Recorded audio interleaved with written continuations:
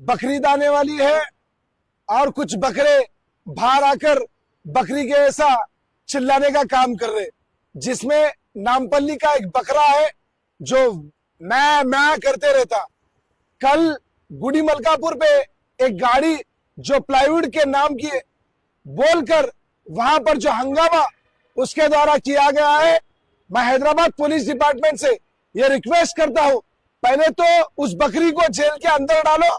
अस्सलाम वालेकुम। अभी आप जिसका वीडियो क्लिप देख रहे थे इसका नाम नितिन नंदकर है, जो हैदराबाद का है, भारतीय जनता युवा मोर्चा का मेंबर भी है।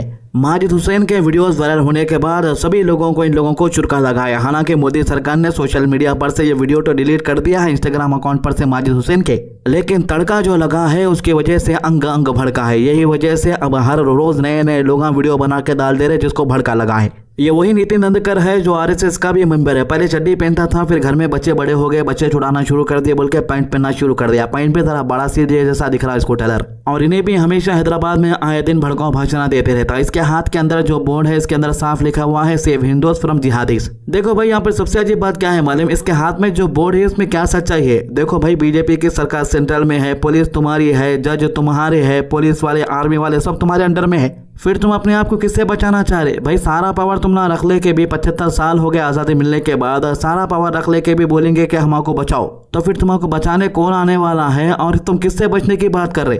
अरे दीवाने, वो गाड़ी के अंदर प्लाईवुड था, क्लियर दिख रहा था प्लाईवुड था। हालांकि बोलने के बावजूद भी तुम्हारे गौरक्षकान चढ़ के प्लाईवुड के लकड़ियां तोड़ के फेंक रहे थे रोड के ऊपर। अरे जहाँ गाया है वहाँ जाके बचाओ ना। ये वीडियो देखो, लोगों की रोटी सेकने के लिए, सरकार के लिए, है ना, गौ माता है नाम की गौ माता। अभी कोई कुछ ऐसे मुद्दे हो जाए ना हिंदू मुसलमान का तो सब जाग जाएंगे, सब लोग आ जाएंगे, ठीक है।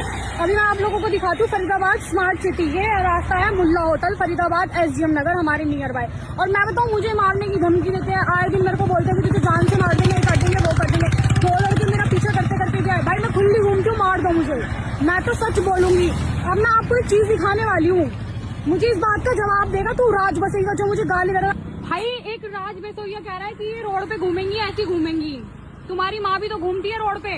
तो भाई ये माँ है ना हमारी, ये देख क्या कर रही है, कूड़े में मुंह मार रही है। इसमें दुनिया का गंदा है, पूरे लोग अपने घरों का कचरा फेंकते हैं, टट्टी मूत सब फेंकते हैं इन कचरों में, और ये उसमें अपना खाना ढूंढ रही है। ये इनका जीवन है। पूरे हिंदुस्तान में जंग छिड़ी हुई है गौ रक्षा की, गौ माता के ऊपर, लेकिन इनको रखने की जगह नहीं है। अभी इनको फोन कर देना एनजीओ वालों को, इनको रख लो, तो वो डरते हैं इनको रखने के लिए। क्या इनके मालिक नहीं होंगे? क्या इनको रखने वाला नहीं होगा कोई? क्या इनके लिए जगह नहीं है? क्या इनके लिए 2 वक्त का खाना नहीं है? बताओ, ये इतनी बुरी जिंदगी, इतनी नरक जिंदगी, उसके लिए कोई आवाज उठाता है तो उसको बोलते हैं कि वो मुल्ली है।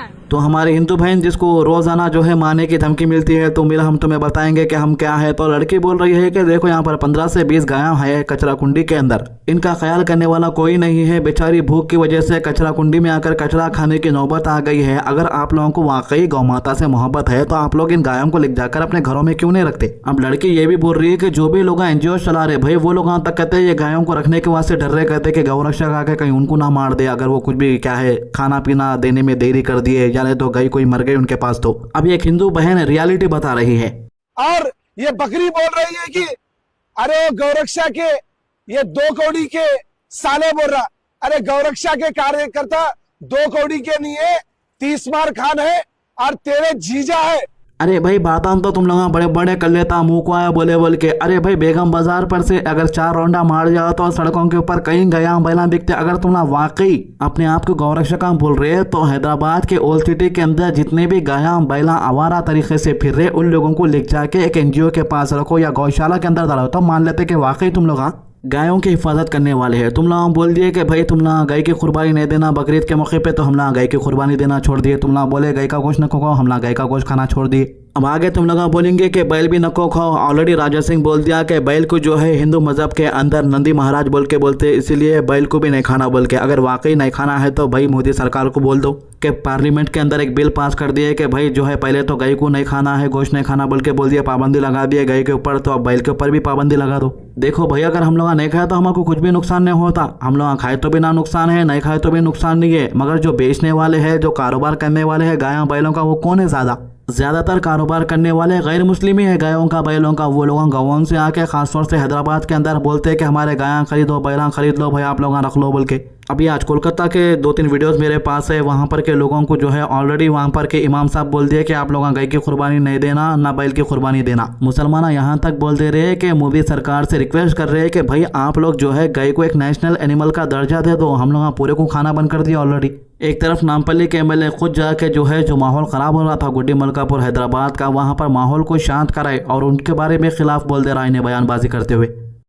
लेकिन एक गाड़ी को पकड़कर इतना हंगामा उस नामपल्ली के लीडर ने किया है। मैं हैदराबाद पुलिस डिपार्टमेंट से रिक्वेस्ट करता हूँ, इसके ऊपर केस बुक करो और जेल के ऊपर डालो। तो एक एमएलए जो खुद जाके अपनी जान जोखिम में डाल के जो है वहां पर का माहौल शांत कराए, वहां पर के माहौल को ठंडा करे, उनको जेल में डालो बोल के बोलना शुरू कर दिया। मतलब कि ये चाहते हैं कि कोई भी आकर जो माहौल खराब हो रहा है उसको ना रोके। वहां पर ऑलरेडी दंगा शुरू हो गया था, कहीं पुलिस वाले जख्मी हो गए थे, कुछ लोगों भी जख्मी हो गए थे, दोनों तरफ से पत्थरबाजी चल रही थी। तब जाके माजिद हुसैन ने माहौल को शांत कराया। ये सब नहीं देख रहे। असल में इन्हें वीडियो बना के ये बोलना था कि गौरक्षकों को तुम लोगों को नहीं दिख रहा क्या गाड़ी के अंदर प्लाईवुड था बोल के, प्लाईवुड के अंदर जानवरों में फर्क नहीं दिख रहा क्या, सही तरीके से तुम लोग देखो बोल के। लेकिन उल्टा उन लोगों के सपोर्ट में बात करना शुरू कर दिया इन्हें। उत्तर प्रदेश का चीफ मिनिस्टर योगी आदित्यनाथ इसके ऑफिशियल पेज के ऊपर एक वीडियो शेयर करा जिसका टाइटल लिखा नमाज पढ़नी है आप शिफ्ट में पढ़िए, प्यार से मानेंगे ठीक है, नहीं मानेंगे तो दूसरा तरीका अपनाएंगे। अब दूसरा तरीका क्या है इन्हें बताता आने वाले दिनों में। लोग मुझसे पूछते हैं साहब आपके यहाँ यूपी में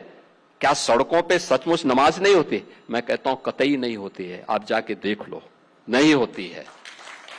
अरे सड़कें चलने के लिए है या कोई भी व्यक्ति आकर के चौराहे पे आके तमाशा बना देगा?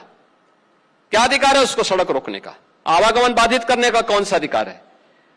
जहां उसका स्थल होगा वहां जाके करें। तो यहाँ पर योगी आदित्यनाथ बोल रहा है कि सड़कों के ऊपर नमाज हम कतई होने नहीं देने वाले हैं उत्तर प्रदेश के अंदर। लेकिन सवाल ये उठता है कि क्या उत्तर प्रदेश के अंदर सिर्फ मुसलमान ही सड़कों पर नमाज पढ़ते? इसके अलावा दिवाली कहाँ पर मनाते, होली कहाँ पर मनाते? क्या दिवाली के पटाखे घरों के अंदर फोड़ लेते सब लोग? क्या होली के दिन होली सब लोग अपने घरों के अंदर मनाते?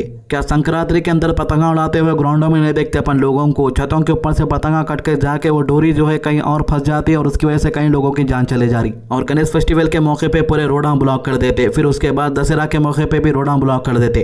कवाड़ यात्रा सड़कों पे से निकाल के लेके जाते ट्रैफिक को जाम करके, फिर उसके बाद शोभा यात्रा भी सड़कों के ऊपर से निकाल के लेके जाते। भाई हर चीज तो सड़कों के ऊपर से तुम भी कर रहे। हमारी एक नमाज से तकलीफ हो रही है तो तुम इतने ज्यादा फेस्टिवल सड़कों के ऊपर मना रहे तो क्या दूसरों को तकलीफ नहीं होती? देखो भाई हम तुम्हारे 10 से 15 चीजों को बर्दाश्त करते, लेकिन तुम हमारी एक 5 मिनट की नमाज को बर्दाश्त नहीं कर सक रहे। इसमें यह चीज दिख रही कि सबर किसके पास ज्यादा है।